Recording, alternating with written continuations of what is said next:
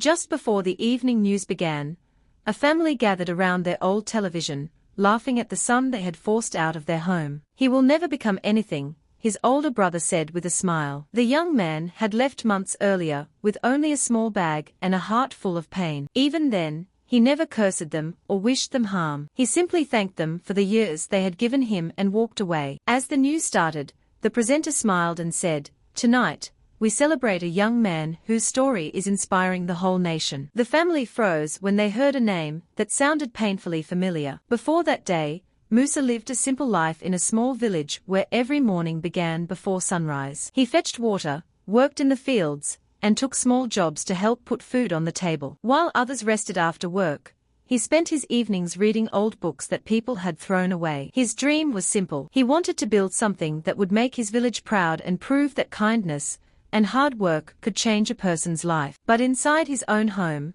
no one believed in him. His father called his dream foolish, his brother mocked his love for books, and even neighbors whispered that he was wasting his time. Still, Musa greeted everyone with respect and never answered insults with anger. He believed that one day his actions would speak louder than their words. Then one evening, after another bitter argument, his father pointed to the door and told him never to return until he had become someone worth knowing. With nowhere else to go and only a small bag in his hands, Musa stepped into the dark, not knowing that this painful goodbye was the beginning of a journey that would change his life forever. Musa walked through the quiet road until the lights from his village disappeared behind him. The night was cold, but he refused to cry. He kept hearing his father's words in his mind, yet he whispered a short prayer and promised himself that he would never let hate fill his heart. He believed that anger could destroy a person faster than poverty ever could. By sunrise, he reached a nearby town. His stomach was empty, and his feet were sore,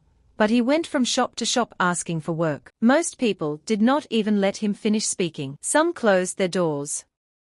Others laughed when they saw his worn clothes. "You look too weak," one man said. "We don't need beggars here," another added. Musa thanked each person, even when they treated him badly. He knew that respect cost nothing. After many hours, an old woman selling fruit noticed him sitting quietly under a tree. She gave him a piece of bread and a bottle of water. "You remind me of my son," she said gently. "Never stop believing in yourself." Musa smiled and thanked her with all his heart. When she struggled to carry her baskets home, he helped her without asking for anything in return. The old woman blessed him before he continued his search. Days turned into weeks. Musa found small jobs carrying bags, cleaning shops, and loading goods at the market. The money was never enough, but he saved every coin he could. At night, he borrowed old books from a small community center and continued learning. People often laughed when they saw him reading after a long day of hard work.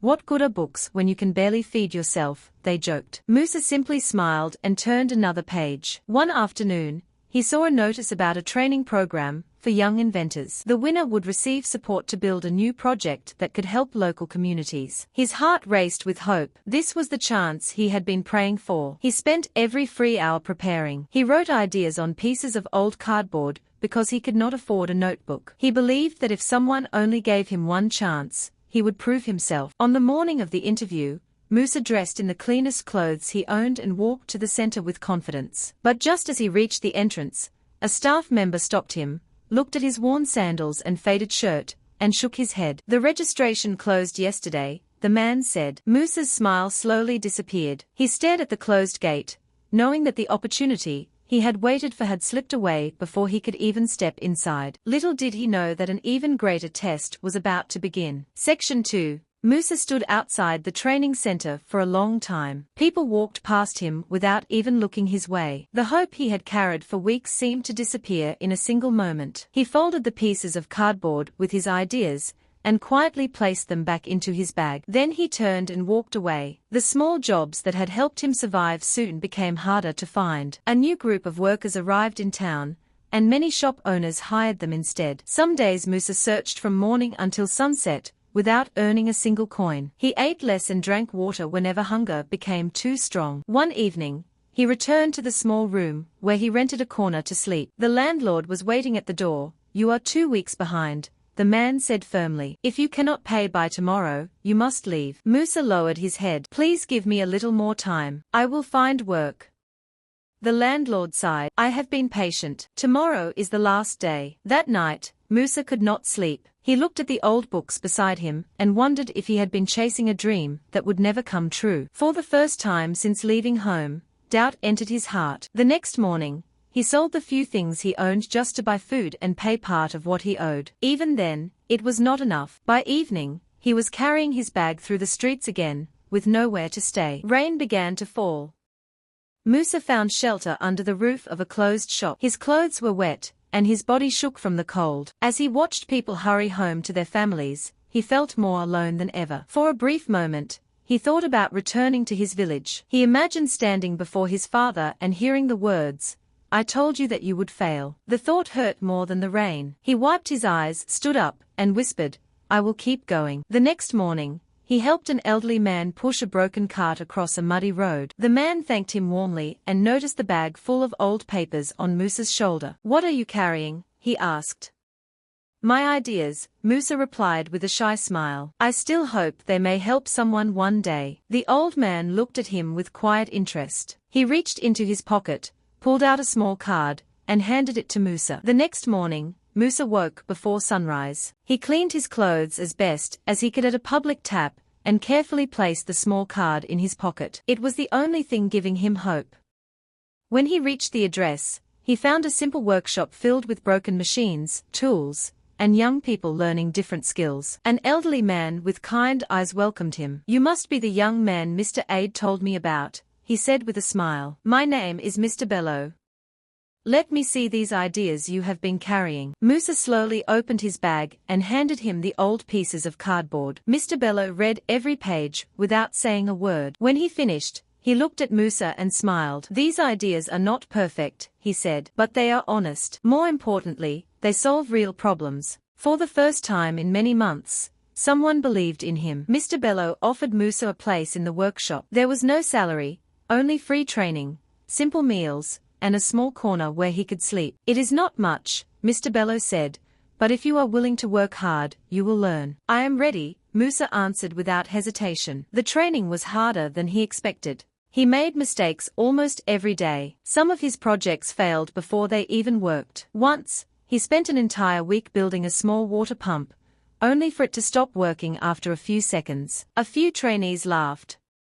"Maybe your family was right," one of them whispered. Musa felt the words like a knife in his heart, but he refused to give up. Instead of arguing, he stayed after everyone had gone home. He took the machine apart, studied every piece, and tried again. Mr. Bello often stood nearby, watching quietly. "Failure is not your enemy," he told Musa one evening. "Giving up is." Those words stayed with Musa. Each mistake became a lesson. Each lesson made him better. Weeks turned into months. The shy young man, who had once carried ideas on old cardboard, was now building working models with his own hands.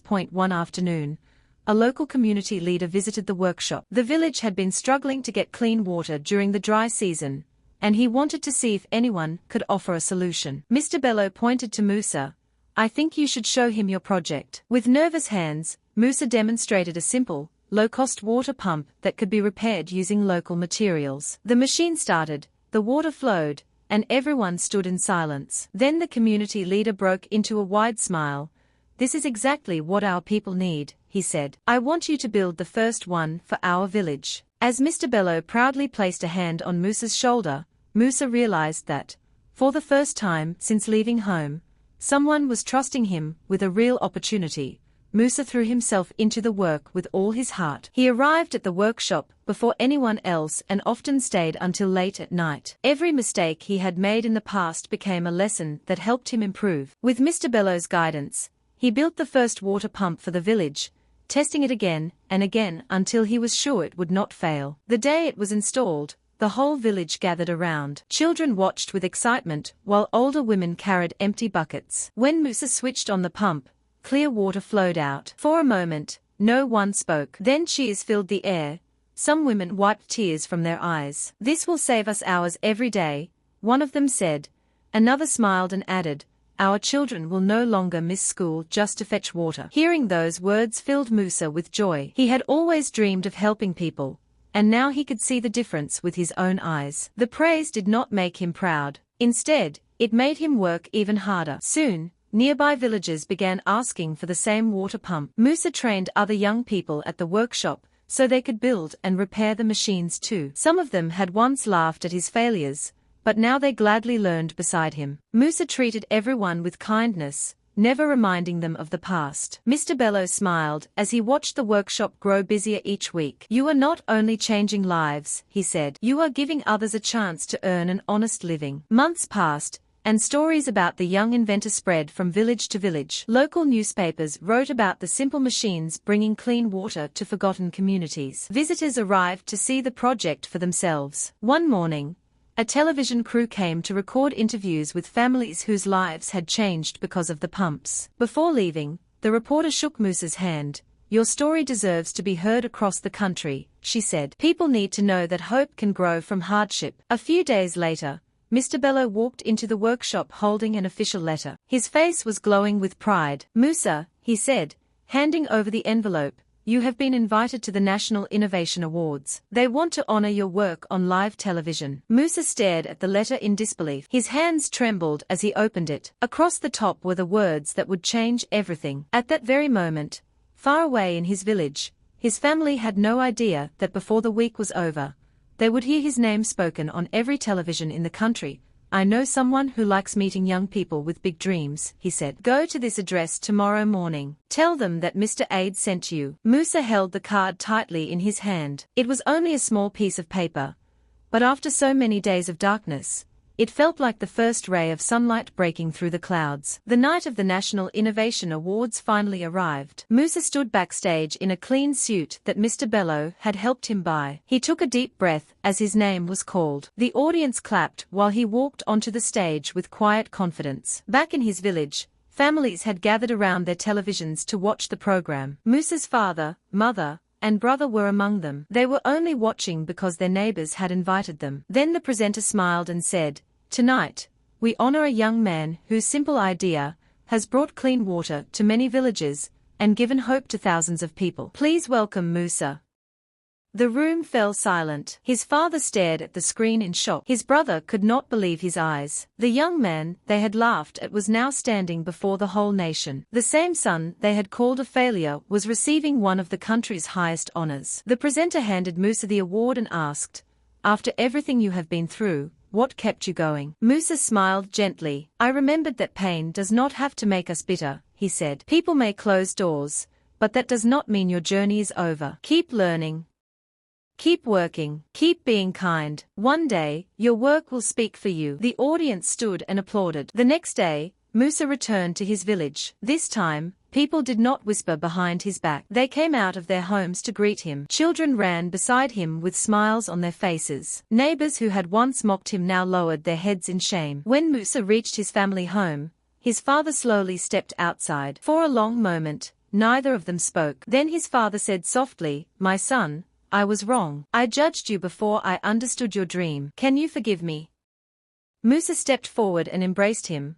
"I forgave you a long time ago," he replied. His mother wept with joy, and even his brother, who had laughed at him the most, asked for forgiveness. Musa did not remind them of their cruel words. Instead, he invited them to visit the workshop and see how many lives had been changed. In the months that followed, Musa opened a training center in his village so that young people could learn new skills without leaving home. He wanted others to have the chance that he almost lost. Many of his first students came from families who had once doubted him. People no longer remembered Musa as the boy who had been rejected. They remembered him as the man who turned rejection into hope for others. Sometimes, the greatest victory is not proving your enemies wrong. It is becoming the kind of person who still chooses kindness after every painful trial. And that is a success no one can ever take away. Tell us what you feel about the story on our comments section, and please don't forget to subscribe, share and turn on the notifications button for more stories. Thank you.